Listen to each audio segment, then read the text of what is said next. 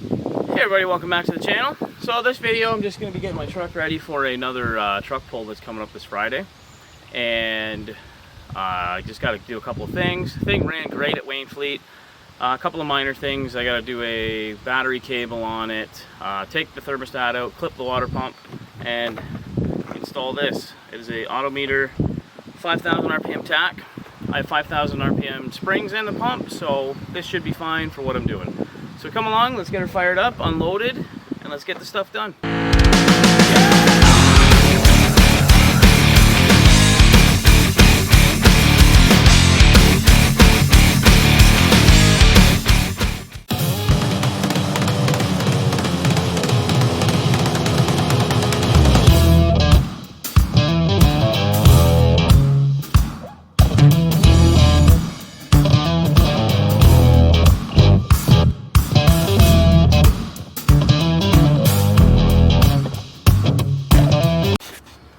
Preview what we got to do here. This cable, this terminal's cracked, needs to be replaced. We got our Autometer TACH to install. There's all the hardware. So you got this great big cable thing, or you got this great big hose clamp thing. Instructions with the light bulbs, RPM pickup, mount, and gauge. And then I'm going to pull this and pull the thermostat out, and then take the belt off and take the water pump out so you can clip it.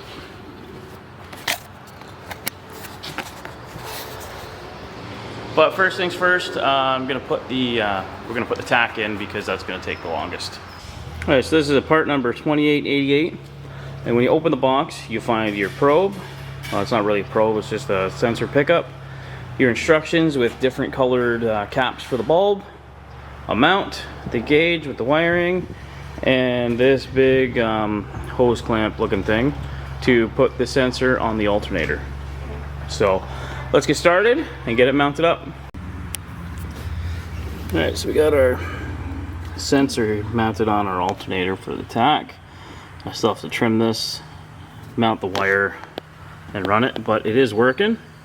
I'm also going to put a zip tie or something around here just to keep this closed for sure, because I don't really trust that.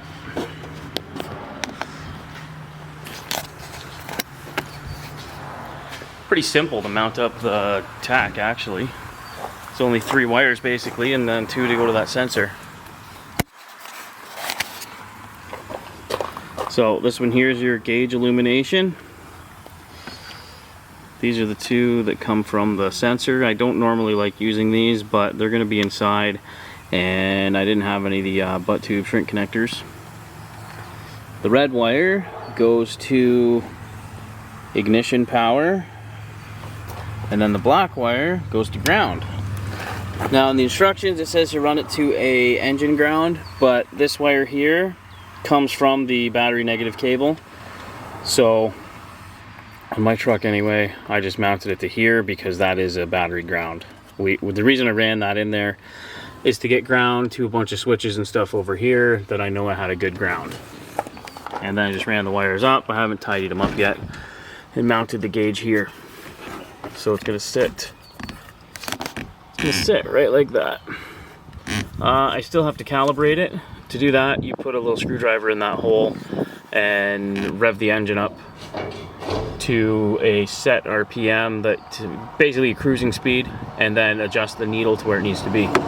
But for my truck, I don't have an ECM in it anymore because it is a P-Pump 24 valve, and I just took the ECM out of it to tidy up the engine bay a bit. So I'm gonna have to run it on the dyno on the Optical Rpm Sensor. So what that does, you put a little sticker on the crank, and it has a light that shines up to it, and it counts the RPM. Then I'll get my reading from that, and then I can calibrate my gauge. But first, I think I'm going to get the water pump and the thermostat done, and then I don't have to bring it back in. I can just put on the dyno, get that set up, and then away we go. So let's get the thermostat out, which is super easy. It's just 3 bolts that hold the housing on.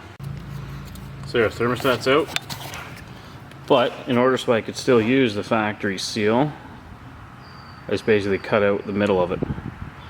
So then I can still use the factory seal. I don't have to goober it up with silicone or anything. So there, that just sits in there like that. Put the cap back on, then we'll get pulling the water pump. So we got the water pump out. So the water pump's out, and just working on clipping it. So what clipping it is you see how high that fin is? You want to grind them down so they're shorter.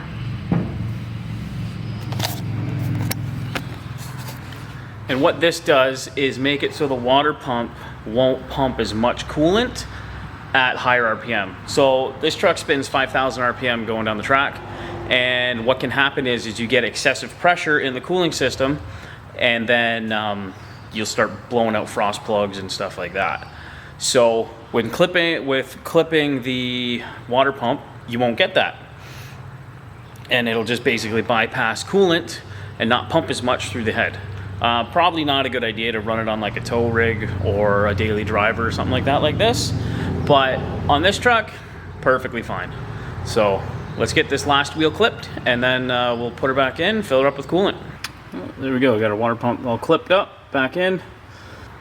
So now we gotta fill her up with coolant, get it running again, and I gotta take it over to the dyno so we can calibrate the TACH there. And yeah, we gotta do that. Once that's done, she should be ready to roll. Oh, and also,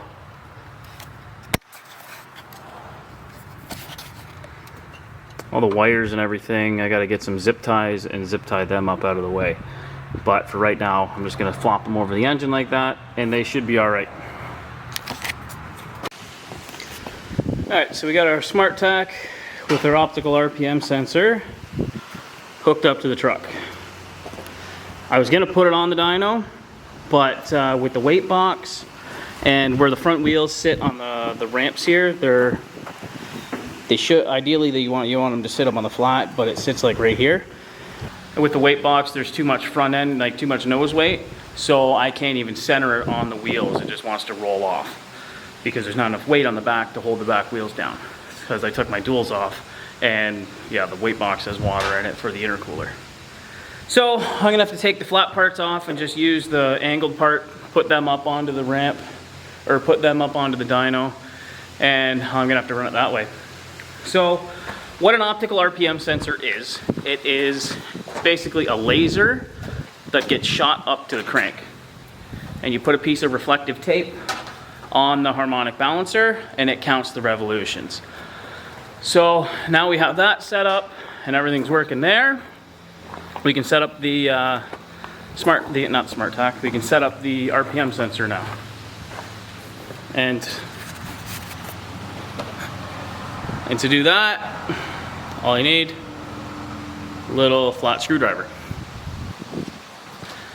So let's get it fired up, get the RPM set up, and then finish installing the gauge.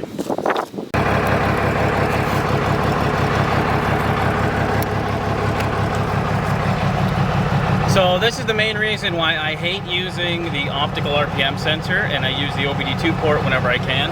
So you can see right now, it's reading about 500 RPM. When I get in it, the truck shifts, and that starts reading all wonky. So anytime I can, I use the OBD2 connector because it's way simpler. But on this thing, there's no OBD2, so I'm kind of stuck using the optical sensor. So to adjust this, basically you hold the RPM at say 1500. You're supposed to be cruising down the road, but with this thing, it doesn't exactly cruise that friendly.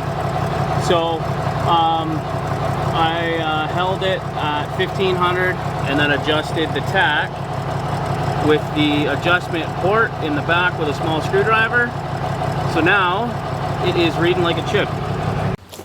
So there we go, everybody. We got our water pump clipped, thermostat's gutted, TACH's installed, and everything is good to go. Oh, that battery cable just, I don't know, it was just stretched a little bit or something and just tightened up fine. But yeah, thanks for watching. Hopefully we will see you at the pull. And don't forget to like us on Facebook, subscribe on YouTube, and follow us on Instagram. And yeah, hoping to get her on the dyno pretty soon. So yeah, we'll see you on the next one.